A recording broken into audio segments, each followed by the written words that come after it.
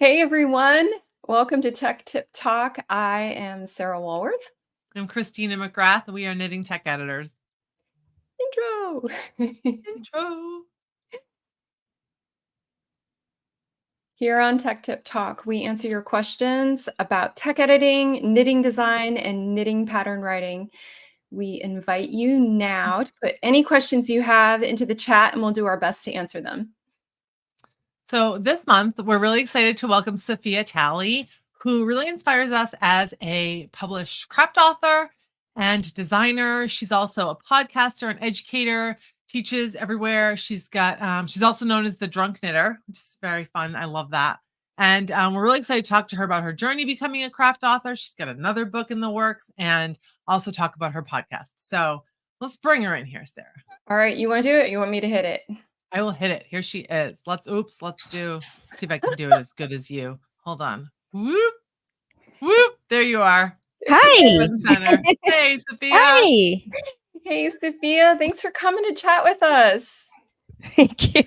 You probably hear my son yelling mommy's office because I had him set up in his room and now he's like mommy's office. So yes, it's totally fine. I get it. It's all part of being a mama. Yep, we all get it. We get it.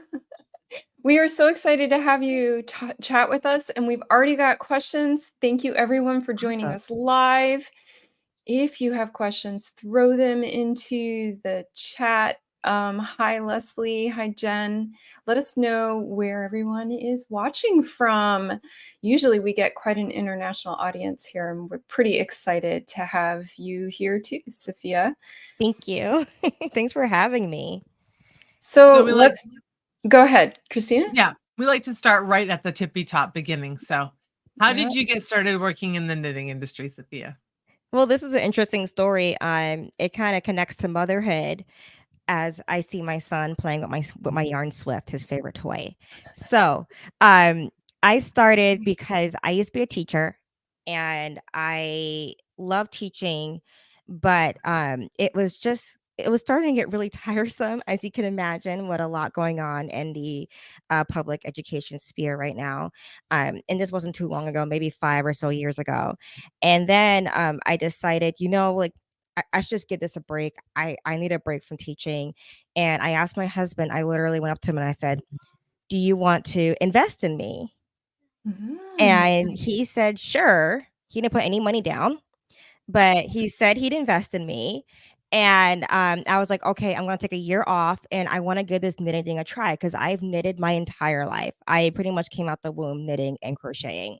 And cool. So it was very important to me to follow this dream that I've always had of being a knitwear designer, which is really random dream when you think about it. It's oddly specific, but it's something I always wanted to do. And I released the Joy Shawl and people seem to like that. And so I was like, okay, I think I can get this going. And then I did my podcast and people like that too. And so it just really just came out of nowhere. I really got really lucky. And to this day, I feel extremely lucky to be able to just take a year off, and try being creative. I love this word investment. An investment in yourself and an investment in your dreams and your person. That is so exciting. Thank you. So let's skip a little bit ahead because we've already had questions about this. Can you tell us about your podcast? Yeah, let's get into that. Okay, I love it. So here's the thing with True Crime and Knit. I started it around COVID time, quarantine time, because I felt like I wanted to help somehow, and I couldn't figure out the best way to help. And so I was like, well, true crime is having a moment, but I'm not really into the whole serial killer, like Ted Bundy, like things that we see all the time on Netflix and on Hulu, just because it's like we've exhausted those stories over and over again. And at the end of the day, we weren't gaining anything as a public from retelling these stories over and over again. So I'm like, okay, what if I do stories that really need attention, that really need No, stories in which the family really wanted to be talked about. That's a big deal for me. I don't like to talk about stories in which, like, um, in which the family is like, okay, this is a closed case. I want the stories to be relevant in the aspect of it's helpful to share it and that we are gaining something from sharing. And so that's how I started True Crime and Net. I just wanted to help. And around season 5, so is he super loud? Because I can No, I love it. It's It's totally fine. fine. Safiyyah, Oh, if you go back to seriously. some of our older videos, like you can hear my son. You can hear him. Hi. And yep. Hi. Oh, we have a very special guest. Hi, handsome. The funny thing is, like, as soon as he heard me talking, he ran in here. Like, he was vibing in his room, eating snacks. It's not Bubbles' turn. So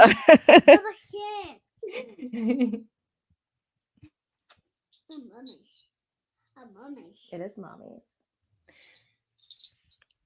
So the question that we have from Leslie is, let me find it here real quick. How do you, let's see, where do you find your cases that you discuss on the podcast? Bo, I need you to sit down, baby. So I asked my audience, you know, I asked my audience because it's like chances are these small cases, it could be someone's aunt, someone's cousin, someone's sister, and those are all like uh, uh, feminine terms because I tend to focus on missing women and women who are involved in unsolved cases. And so I immediately asked my audience, and it's on account and be like, this is my aunt, this is my cousin, this is my neighbor who went missing. And that's usually where I start. I have people approach me in real life. I had a neighbor run after me with like a case file, be like, this is my mother's case or something, like I need you to look into this. And so that's kind of where it's down to, because a lot of these cases don't have a lot of press coverage. A lot of them don't have accurate news stories, for them. And so I really have to dig locally and in people's blog posts, and just that's kind of where I dig. Just like anywhere personal, even Reddit posts, someone be like, hey, like this is my cousin, anyone seen her or something, and then like here's the missing poster that's circulating, and it's just it's kind of grimy like that, where it's just really personal. And like the ground of journalism. I mean, it sounds like you're Yeah. really reporting I on. wouldn't call it that because You I'm not wouldn't go leaving that the far? comfort of Okay, my office. sorry. I don't Wait. want to leave the comfort of my office. Journalists actually have to like get out and stalk, and there's like this whole thing, and it's just like But it is what you're able to do and Yes. help from and talk about and make things. And Go it's an ahead. enormous amount of thoughtful research that you're doing. Thank you. Yes. Even if you are in your office. Yeah. And I know I am late for my next season. It was supposed to start last month, but oh my goodness, this has been an eventful summer, fall, getting into winter. So Well, I hope to let's start filming this weekend. I started last weekend. Well, and you've got a ton of episodes on here to keep people busy while if you're not able to start your season right away. You've got a ton of good stuff on here already. Wow. Thank you. reruns work. Yeah. Yep. So part of what else you're doing besides being a busy mama and a podcaster is you published a book of designs. I did. And this book, so Christine's going to hold it up, is Yay! 2 socks in 1. Woo! Oh. So 1 long sock into a pair. So talk to us. What made you decide to publish a book and not just individual designs? It was my dream, essentially. It was just my dream. It's what I wanted to do. And as Story approached me, I was very lucky that they approached me because they had a bit of a hiatus when doing knitting books. So I felt really special to be like their reintroduction into the knitting world. And as soon as they approached me, I was very pregnant, you know, and they were like, "Hey, can you send a manuscript?" And I'm over here packing my bags for the hospital, essentially, getting ready, and at this time, doctors thought I was gonna go into delivery early. So I remember being very pregnant and just submitting that manuscript proposal, and then they accepted it for some reason. And it was just magical. It was a ton of work, it still is, Christina, it is a ton of work. But it it was worth it. It was honestly, I think, the best decision I ever made. So that's kind of how I snuck in there. I kind of just got lucky, and I just rode onto that luck, no matter how big and pregnant I was. That's a lot to do when you're dealing with all of that. And it's a beautiful book. It's a beautiful book. Thank you so much. I'm still tired. So you birthed a book at the same time you're birthing a child and beginning mamahood, which You is can literally see my face. I still have like my pregnancy face. Like, you know what I mean? I'm like, who is that? And like my hair is long because that's from postpartum. Your hair is super long still. And my son's a chunky baby in this one. And he was on set the whole time in his I pack, love it. like in his pack and play. Like, Yep. we are inseparable, as you can probably tell. Yeah, but it's amazing what you're able to accomplish, and still, have like Thank you. Be an awesome Beautiful. mom. I was first at that pickup line this morning at the school. So, yeah. Go ahead, Christina, hit the next question. How has publishing a book in your experience been different from doing independent design, and what how's that worked for you? Like, how's it different? It is a completely different animal. I'm part of this designer group chat, and it's all of us, who either want to do a book or have done one, and it's a different animal, because when you design a pattern, there's like this completion you get all at once, this instant gratification once it's been tech edited, if it's been tested, written, designed, published, you're done. You know what I mean? It's over. Like, you don't have to worry about it too much besides emails. And then I'm cracking up because I play harp, and my son's blasting off my harp tuner. It's like 3, 2, 1, shooting it up. But anyway, so it's way more complete when you do a independent pattern. Scooch over to the book. That thing is never done. Yeah. My sock Oh. book is never done, because I just came back from a book signing yesterday for my sock book. It's always going to be out there, and it's always going to be live, and it's something. It's almost like a child. Like, it has a mind of its own, and it's always going to be there. Like, a pattern gets forgotten, kind of, if that makes sense. You kind of launch it, and then like you move on to the next new pattern. Yeah, you move on, and so has everybody else. Right. Oh, don't do that. So it's like a book. It's such like a big piece. It almost like follows you, if that makes any sense, and not in You a have bad to way. tend to it still. Yeah, I didn't realize how constant a book was in terms of pattern. Like, I'm thinking about Kate Adderley, who I have her books from like what feels like maybe 20 years ago. You know what I mean? And they're still relevant. They're still going to be there. I think my book's going to outlive me, hopefully. Well, I mean, you do sign a contract that says your copyright, right, will go beyond your death. Yeah, but whether or not it'll be still printed, that's another thing. That's true. That's why I was Good like, point. I hope it outlives me. There's so Good many point. knitting books. I'm like, oh gosh, I wish they kept that in printing. I want it. Same.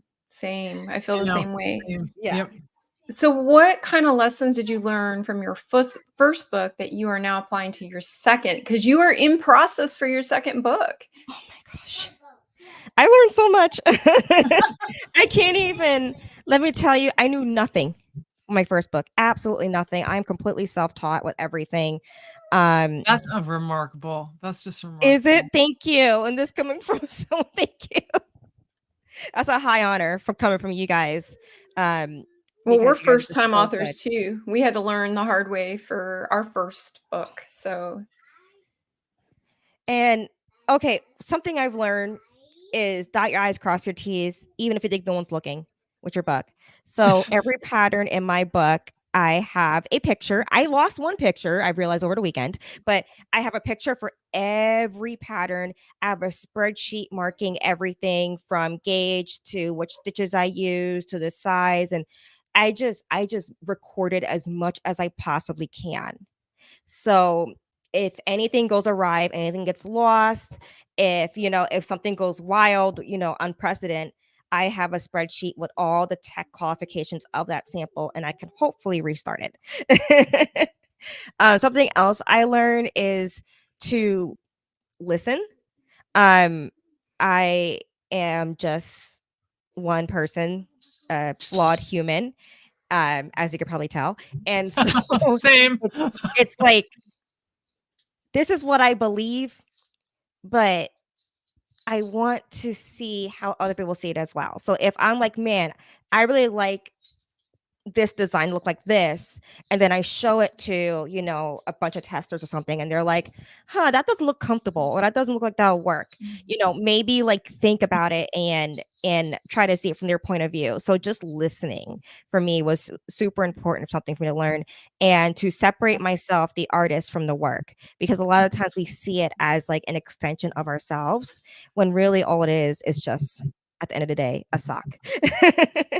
And it's okay if the sock didn't work. It's okay if it doesn't make it to the book. Right.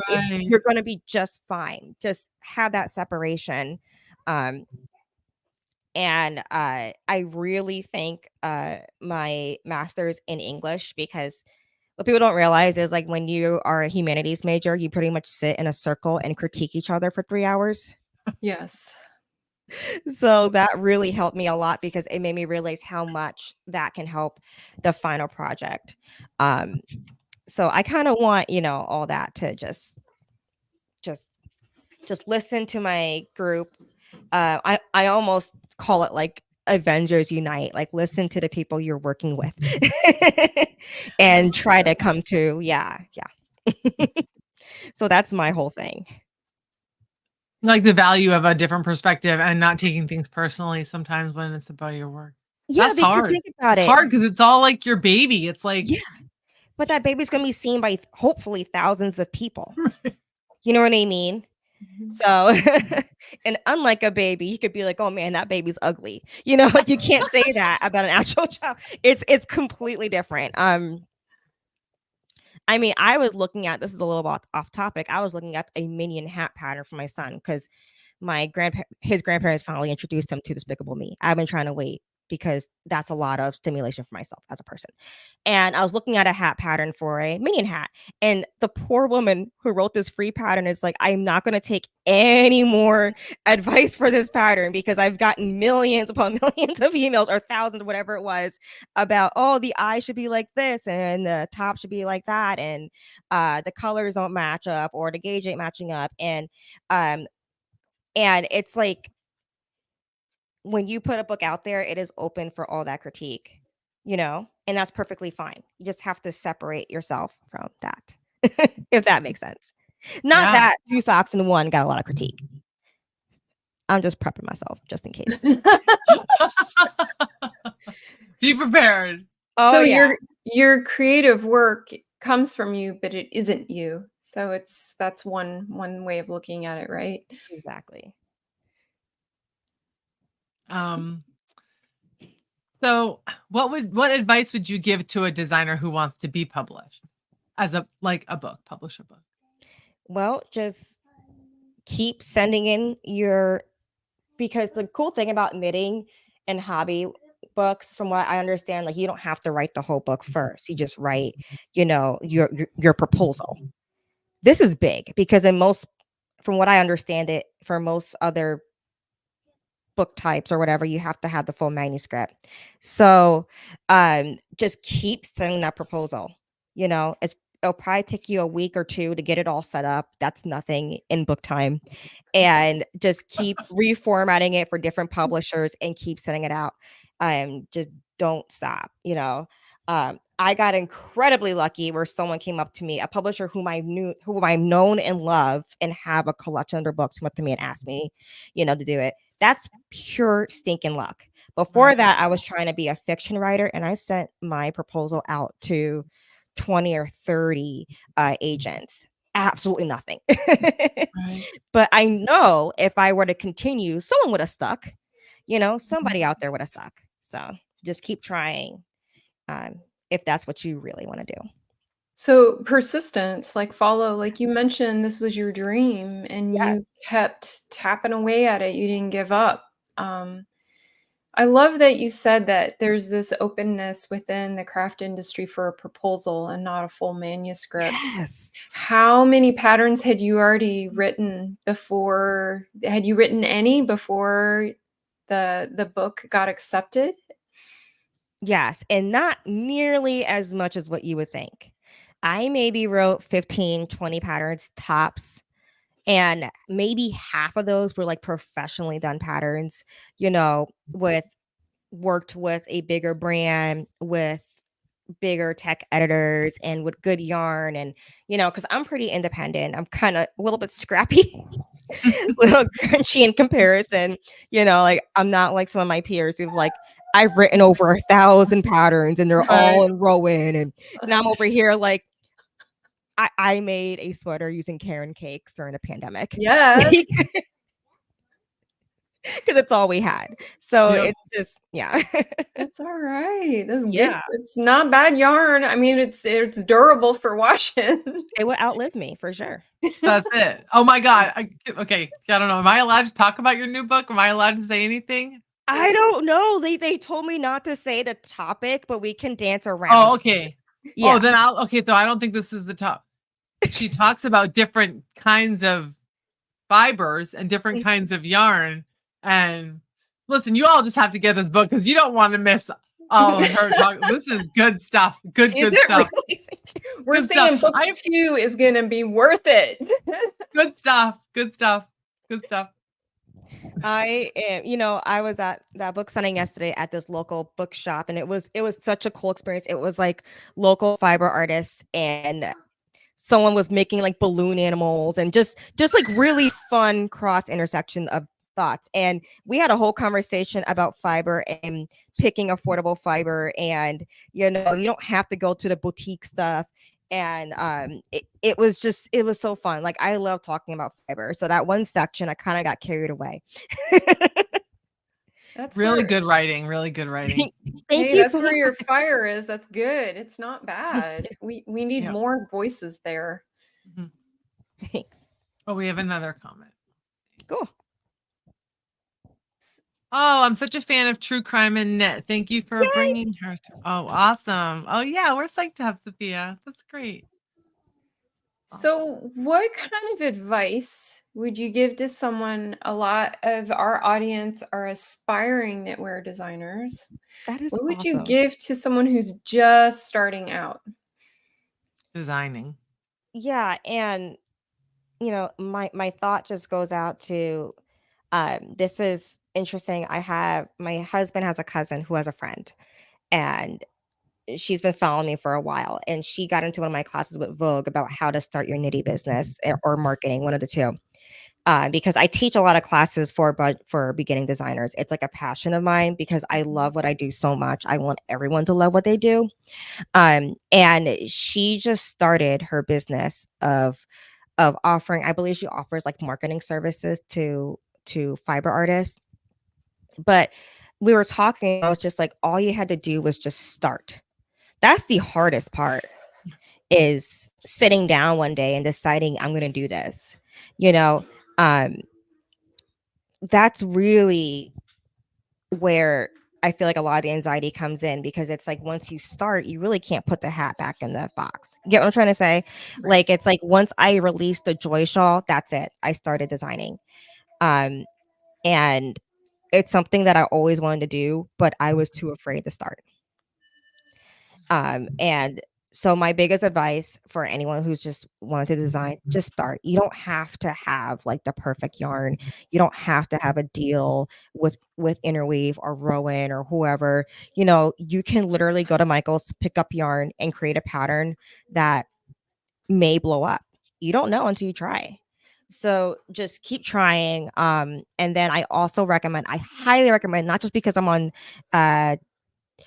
talking to you guys, tech tip girls. But please get a tech editor for the love of all things. No That you don't disagreement need here. No testers. disagreement here. And the thing is, I say that lightly because I know it's expensive. It can be when you're first starting off, because you have to remember everything you spend when you first start, you may not make it back. So that may be a 100 or whatever that you're not going to get back. That's okay, because at least you have a pattern that works.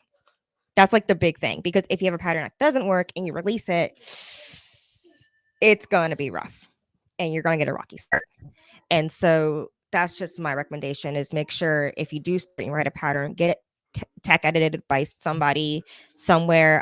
When I first started, I used to work with people who were getting started as well.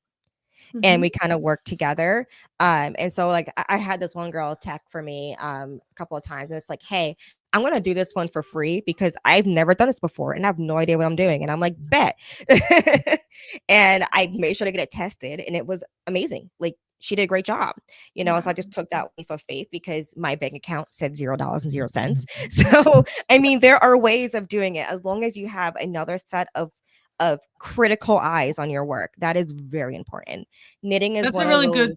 Oh, sorry. Go ahead. No, go on. I just wanted to say that's a really good point that I think gets forgotten about. Like, even if somebody doesn't have tons of experience, designers and tech editors working together are going to learn from each other, and having another pair of eyes that is criticizing it, not in a like critical mean way, but looking for things.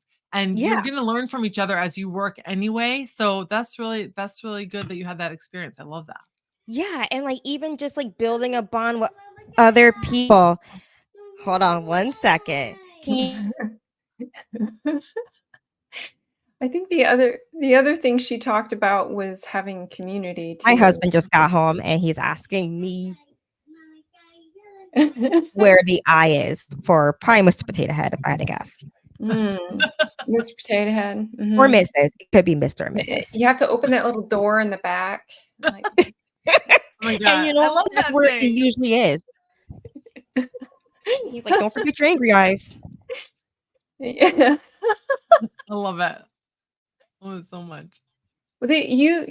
So speaking of your husband, you mentioned at the beginning how you asked him to invest in you. How important is it for a starting designer to have this community of people who believe in them? Or like, how important was that to your like getting going and getting started? It wouldn't have happened. Point blank. I would not have been able to do it. My husband is pretty much my like unpaid intern. Like every picture you've seen, he's behind the camera. Wow. Even with the book, like he helped direct a lot of the pictures in the book. Wow. Like he was there. He, like without him there would not probably be a book. Especially with me being like 9 months pregnant and writing that proposal. It's a lot to do with no support. Yes, like, and I just feel really lucky to have that support system. I'm laughing because I just waved my arm for him to close the door, and like he's even supporting me right now. Yep. So really, you need to not only have support in your real life, but you mentioned that you are also part of an online community of designers that Kinda.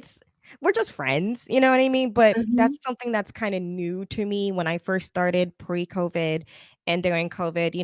It was just me, myself, and I, and bouncing ideas off of me, myself, and I, or whoever I was working with. And that was great. But then I realized, I was like, man, like it would be really nice to meet people and talk to people who work in the same weird, crazy Mhm. industry that we work in. Yeah. And it happened. I went to Vogue Knitting and I just met a ton of people. And when I say Vogue Knitting, I mean Vogue Knitting New York, that big show in Times Square area. And it just like changed my whole perspective. Um, and part of that really started with me meeting and working with Patty Lyons. Mhm. She pretty much took me under her wing and just invited me to my first ever knitting retreat. And ever since then, I was like, this is great, talking to someone and knowing someone and bouncing ideas off of somebody.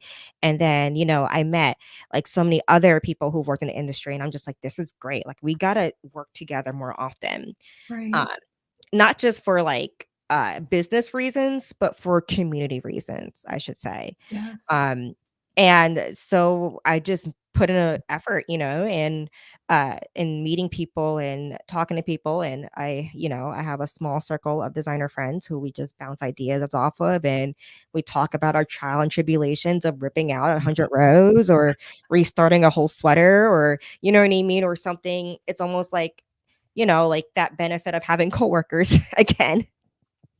Commiserating and getting feedback. Yeah, without having to have that boss. Right. Go with I it. love it. Woo, woo. Yeah. I think community in our industry is one of the most beautiful parts. It's the gold. It is It's amazing. Like, and especially after COVID, like we all realized how hungry we were for community again.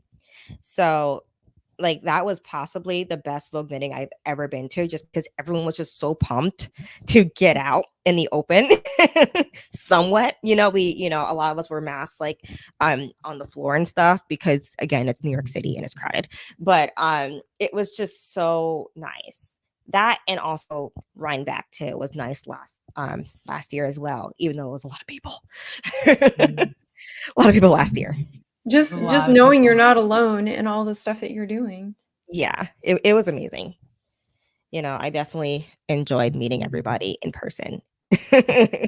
There's impact in that. I think and it's easy to forget. I think. I mean, for me, I think it's easy. It's easy to forget how impactful it is to be in person with other people. Where like this can be so isolating working from home, and Yes. you can forget how powerful or impactful it can be to be in person with people. And you go to an event like that, and you realize, like, that I'm the not impact that it alone, can and have. my work is valuable, and so is their work. Their work is Yeah. super valuable to me. We can always learn from each other. And even yesterday, just at that small bookstore, it was I'm not daddy, but even at that bookstore, it was just like, wow, like, like these are people who work in the industry, and it's just so nice to connect and talk. Like, I spent most of the time just like talking to everybody. Like, we were there for like 5 hours, and it was just amazing to just be involved in that community. That's awesome. So good to hear that. Yeah. So you said that you teach designers, and you teach Yes. designers. What's your favorite Favorite like what? subject to class that you teach to designers? Like, what's your favorite thing that you Oh, teach? I don't know. Like, I just like being in a class with people who want to design or people who want to do it. It just makes me incredibly happy to see people like put themselves out there. Even just taking a Vogue class is just a big step. Right. I just love it. I just love seeing the energy, particularly when I'm teaching live in New York, because hello, that is fashion central. Right. And it is just a dream come true because I always wanted to take design classes in New York. FIT did not want me. I'm Too still bad. salty. And They then now I'm lost. teaching FIT students. Look at me now. Look at me now, FIT. I'm gonna be no, I'm kidding. But I wasn't very good. It is not their fault. But I could recognize that. But yeah, I just love the in person, the design classes. It's just I feel like I could help them a lot more. I love when I ask them, okay, what do you want to work on, or what are you working on now? And we can all brainstorm as like a group of like 30, to help someone's, idea take flight. And it just feels amazing to me. Like, I kind of wish someone helped me with that. So I try to help more people with it. That's awesome. Well, thanks everyone for joining us live. If you have a Yay! question for Safiyyah, throw it into the comments. We have a few more questions for you, Safiyyah. The first one is, what are you excited about now? Like, tell us what you're, maybe you can't give us a subject and a title, but what are you excited about? Just the act of creating.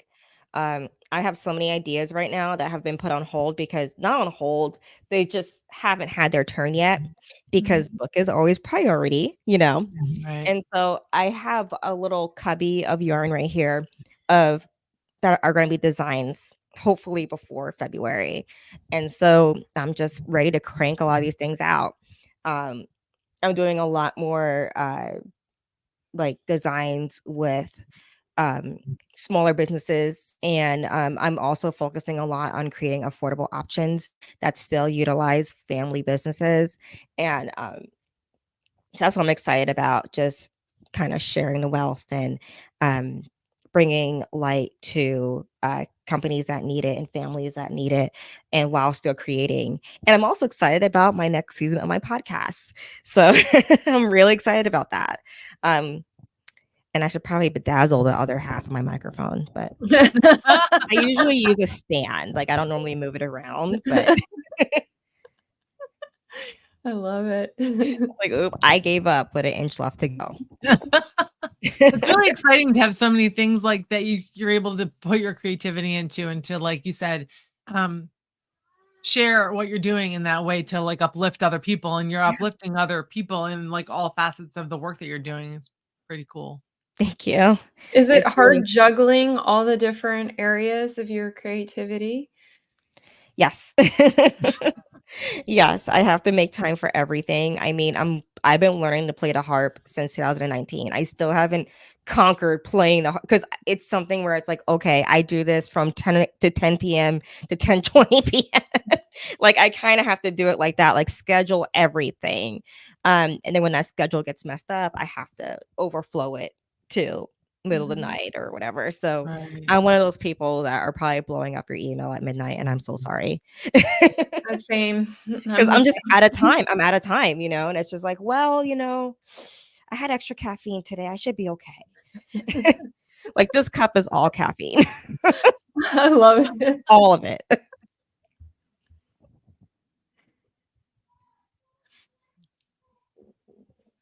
We had another comment. She said, "Oh, Wallace says went to FIT, wasn't accepted for fashion design in late 1980s, but accepted into pattern making." Hey, That's nice. Awesome. Thanks they for wouldn't want sharing me in that. pattern making. I was so bad. Like I left my pattern making class in at my regular college. I went to Montclair State University. They just started doing fashion. I left that class and my teacher was like, "Well, I hope you learned something." Like, okay, thank you. Jeez. As you can see, I don't own a sewing machine. That is not what I was put on this earth to do. I can make Yeah. You can make curtains, but you don't need a sewing machine to make curtains. well, I did. I used to have a sewing machine. It no longer is with us, you know. They don't make them as they used to, especially we don't know how to use them. So, yeah, it just wasn't my calling. My calling was knitting. Had I known that knitwear design was on the table, I would have submitted that. Right. You know, I had no Right. idea. It's something I found out after I paid for and did my master's, which is fine. You know, we all live and learn. I wish I knew that before, but I kind of wish that was on like, you know, job day or whatever when you're in school. Mhm. Like you could design Yeah. clothes. Well, maybe because of the work that you're doing, maybe it will be on people's job day from here. I So, hope so. It's you need to be warm. yes, we need to be worn and we need to wear things that are not just plain fabric, but knit, Yes. I mean, handmade. it's so versatile. I mean, I design a bikini. Like you could do anything Mhm. with knitting. Yep. You totally can. You absolutely can. So we have our famous question. Christina, you want to hit it? We ask everybody this. What is your favorite knitting or crochet notion? Oh my gosh. A notion. Okay, the first thing that's coming to mind is I don't have it on me. I may have lost it in my last trip. I've lost so many things. Is my it's like a bent tapestry needle. This is so Oh, random. yes. I think Coco Knits has one. I think Yes. Modern Daily Knitting used to have one in their shop. And it's so ergonomic. It's perfect for if you're doing lifelines. Like I do lifelines when I work my socks. It's the whole like point of my book. It's just adding all these Right. lifelines so that way you don't have to cut into your knitting to putting heels and stuff. And without that bent needle, it would have been horrible, especially when you knit all day like I do. Like my hands are done, Right. so it's so ergonomic, and I love it for doing the easy what's it called? Is it like the needle bind off or something? Oh, The three 3 needle no, bind off. No, the other one where no. it's like use the Oh. tapestry sewn bind off. Sewn The bind sewn off. bind off. Yeah. That changes the game, like the bent needle. And you mean it's a bent tip, Yeah, right? Yeah, It's the not bent bent tip. in half. bent, like Yeah. I don't know how to describe it. The darning No, I know tapestry what needle you're that's talking bent. about. Yeah, Yeah, and I remember when that was the first one I ever had when I first started knitting. The needle I had for yarn ends was the bent tip darning tapestry needle. So whenever I needed new needle, I got one, it was not bent. I was like, what is this? This is not, I this is know, not no, gonna it work. doesn't work. And This is you're not gonna work. and especially if it's plastic and straight, it is done.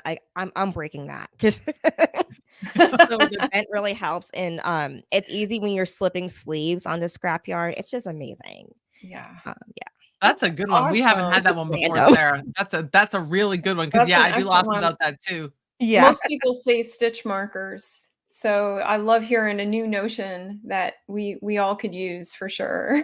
Although even everybody who says stitch markers, they have a particular type of stitch marker and it's not Right. always the same.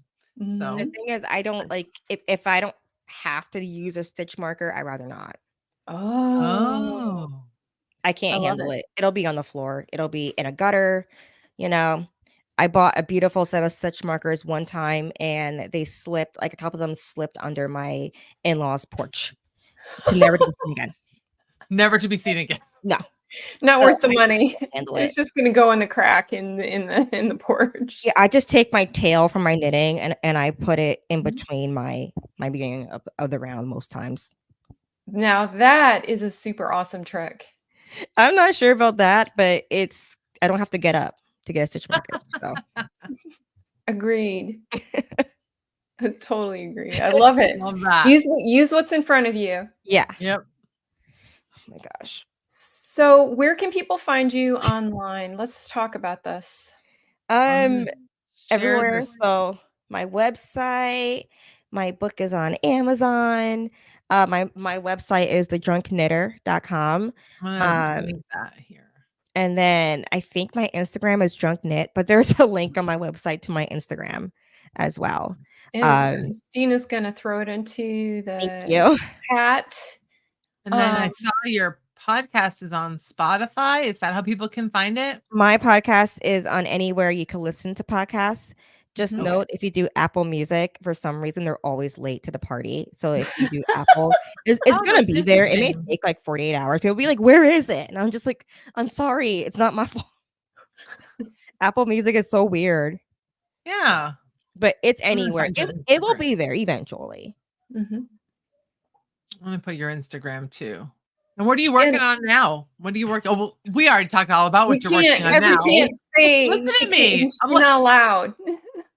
Well, besides my book, I'm just working on a lot of designs and mostly classes. I I like to make really big workbooks for my classes.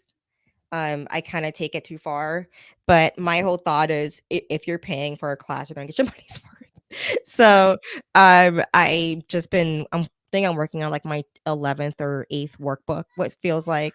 Wow. So because I'm offering maybe like 10 to ish classes this year. So I have a whole class list and I put it out yearly. And when I get booked, like pick out a class. Well, each class has a workbook to go with it. Nice. So that's about like 10 pages long. So I'm working on that. So I think that adds immense value to a class. it is. You And know, I'm it's something visual people and I can take forget. away to Yeah. remember and to do the work. And that adds immense value. And then Yeah. that's a lot of work to create. It's also immense time. Yeah. I've been doing it nonstop for 2 weeks now. So yeah. So we owe you some gratitude. You are the very first I kudo on the back of our first book. Can you send me a copy? I want one. Yes. You got Story a did not digital send you a copy? copy? Huh? Story did not send you a copy of this book? Nope. No. We'll get you I was one. gonna ask you. We're gonna put it in the mail We'll be working today. on that. I'm gonna be We're drafting gonna be an putting that in email. the mail. The next time I'm in their area, I'll just pull it off the shelf. They usually have everyone's books right when you walk in. I haven't really entered story, but I was told this. And I have other story authors says, "Don't worry, I'm just gonna take it from the lobby. It's fine." And I'm like, "Can we do that? I don't think we can do that." We'll send you a copy. Thank you. But I definitely want it. I'm appreciative that you said it's a much needed guide filled with industry secrets and standards, and invaluable to new and experienced knitwear designers alike. Like, you want to share this with the people that you're teaching. And Absolutely. this is why we wrote it. So I was wondering if you had any more thoughts for us on that. I mean, first of all, I literally have been telling people about this book. Like when I heard it was in the process, I was like, guys, you know, if you really is not in the budget for a tech editor, and if you're not like me and crazy and like looking for tech editing like students out in the wild, there's this book coming out and it's like it's really good. And it's something that I was really excited to share with my students because I want them to know how important tech editing is. I'm a designer, I'm an artist. I am not a tech editor. Okay. That is not my skill set. I know it overlaps for a lot of people. I was not given that role. So I really like having that resource in your hand. And I believe it's on Kindle too, right? Mm-hmm. That's yes. invaluable. Yeah. Hello. Like put it on your Kindle. It won't take up any space. And you will always have it at your fingertips. Yeah. Like it's amazing. So it's just really helpful to have that book. And I haven't seen anything like that before. So I was like super excited. That's why we wrote it. Yeah. I I love couldn't having your find it. endorsement. Really appreciate what you said about it. It's really awesome. Yeah, I know. And then I was like, now I need y'all to work on my book. I literally told Deborah. Deborah is our editor. So Yeah. she's our editor and Safiyyah's editor. Yeah. Yeah. I was like, that's it. Like I have to work with them. And I think that'd be a really good, like a really cool full circle. So I thought it'd be really great. Yeah. Here we are. Here we are. Well, thank you for joining us today, Safiyyah. It is such a pleasure to talk to you in person and get to just Thank you. I'm sorry my office is so chaotic. Oh, what's their name? Khaleesi is right here, and I have Nymeria sunbathing. They're named after Game of Thrones. Love it. And then we have a Benjamin who I inherited, so he didn't get a fancy name. And Ollie, the dog. He came with a name. He did, and I wasn't gonna change it. So I was like, all right, Benji, it is. Those are the furry coworkers, correct? Yeah. Yeah, they definitely are on yarn control. They're always pulling yarn out of my stash and sleeping in it and rubbing in it, and everything's covered in cat hair. So like I will clean up and then I have a cat that'll dig the yarn out and be like, nah, this is my hidey hole. Let me take all the yarn out, put it on the floor. I hear that. I have 2 cats. I do that with the blankets in the closet. I'll put them in the closet. I go up next time, blankets all over the floor. Yeah. I'm just like, you make me look so bad. Well, thanks so much. We've come to the end of our questions, and we love chatting with you. Really, thank you for having me. I'm sorry my interns came in a lot. Oh, I'm not bothered. It's wonderful to meet the coworkers and the family. Love it. It's really fun. Love it. Thanks for being here, Safiyyah. Thank and you. We'll see you around. Take care. Bye. Thank you so much. It was nice seeing everybody. It was awesome to see you. Bye. Hey, Sarah. Hey, that was fun. Thanks everyone for joining us live. Like we said, our book has been published, and we would love if you would grab a copy for yourself. You can go to the link below and buy it through us or on Amazon. It's available in all the places, both in hardbound, and man, it's hardbound. It's It's such not a softbound. beautiful book. I mean, I'm a little biased, I guess, but It's super quality book, and we have everything in there that you need to create excellent knitting patterns, from style guides to checklists to size charts. That's the goal of why we created this book for you. If you are, this broadcast would not be possible without our Patreons. Our patrons are our fantastic fans that have joined us to support our work and help us to pay our overhead, and also to pay our guests. yep. If you are interested in being part of a very dynamic online community that of knitting designers, crochet designers, tech editors, where you can talk about anything nerdy with us, get knit nights with us twice a month, and even have one-on-ones with us, come on over to Patreon and sign up to be our supporter. Yeah, it's a great way to support what we're doing, but it's also a great way to like enrich your business and talk with other people, like Safiyyah was saying, in community with you, sharing the same experiences as you, getting other feedback and getting support, access to us. So check it out. Check it out. And yeah, the book is pretty cool. It gives you the layout of what a great pattern needs, but it also, like Sarah said, gives you a lot of resources to make that happen for yourself. So And do hit subscribe here. We broadcast once a month. We will be here December 11th. And if you hit subscribe, you also get a reminder of when that's coming up next. And feel free to go down into the comments below and subscribe for our newsletter. We send once a week with Christina writes a great newsletter with all kinds of information, not only from this show, but from our other writing too. So we'll be back here in a month. we'll see you Anything next week, else? guys. Are I we don't all think set? so. I All don't right. think so. See you guys. Bye. Bye.